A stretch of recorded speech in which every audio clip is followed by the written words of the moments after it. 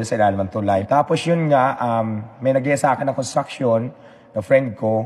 Nag-enjoy ako, daming lalaki. Ay, pagod na ako, gupa rin, naka-smell pa rin ako, lalo na pag maraming lalaking gwapo doon. Oo. Ng mga pawisan na talagang batak na batak ang katawan, na-inspire ka pa. Oo, na-inspire pa ako. At saka, di ba, pag doon kasi may mga barracks kami before eh.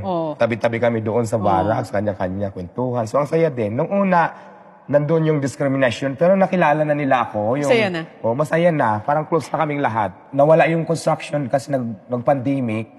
So, nagtinda-tinda ngayon ako. Doon ako nagsimula magtinda. Hindi pa Paris. Sigarilyo, soft drinks pa lang, mga kape, mga merienda.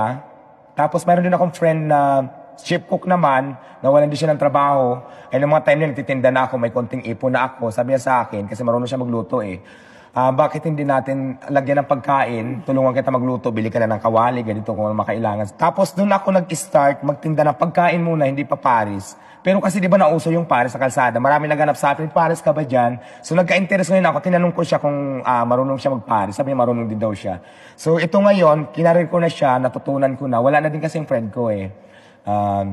Siguro 3 years ago. Wala na din. Parang nagme-maintenance na may edad na kasi yun eh. Parang hindi niya na kinaya. So, doon ko natutunan lahat yung knowledge ko sa pagluluto. Siya pala nagturo sa'yo sa pagluluto. Tapos ngayon,